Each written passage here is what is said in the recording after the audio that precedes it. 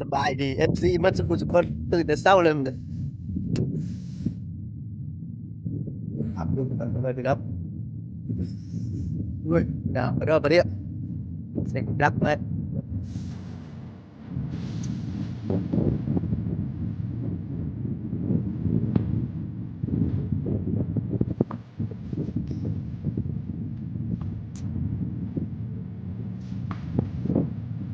รักไหม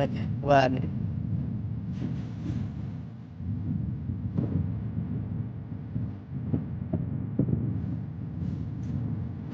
รัก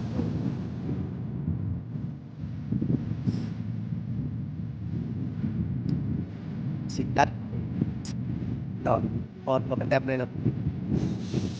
เฮ้ยนี่ก็มาฮอดแล้วนะตอนนี้เฮ้ยหนาวห้องสั่นไปครับฮอดแล้ว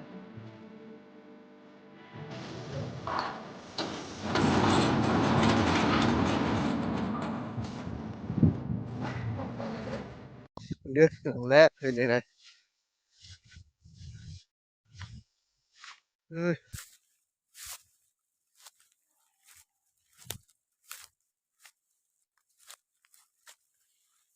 แรกแห่งมันผู้หลังผู้แรกเจ้าตายล่าแล้วนะ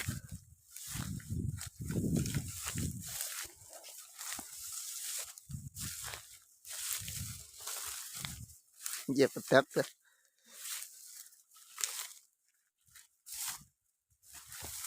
เนี่ย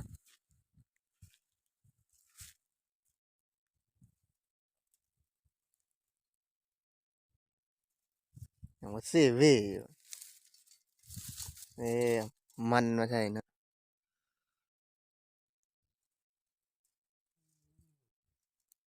มีมันบ่กินนะ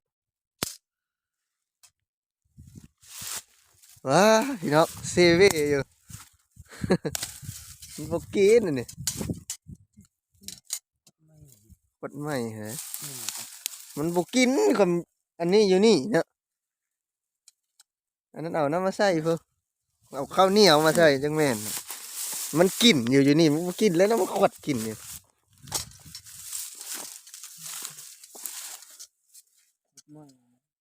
ว่ามันขวดกินอยู่มันอยู่นี่นะ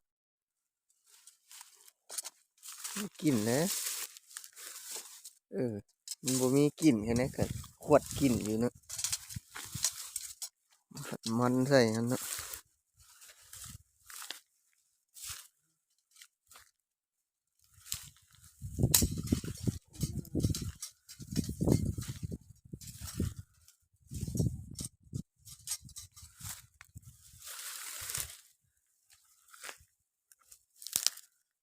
กันใส่ใส่ไว้หลังหนึ่งนั่นเนาะ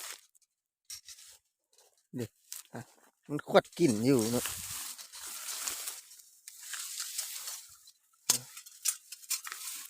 มันบุกกลิ่นแบบ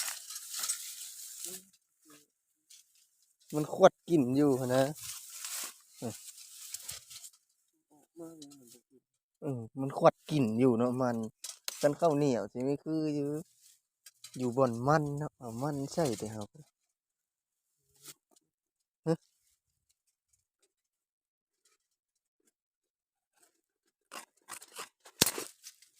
อยู่น้ำมันเปล่ามันใส่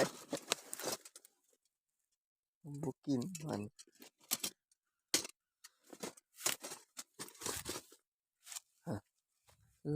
สลัดอันนั้นเนาะ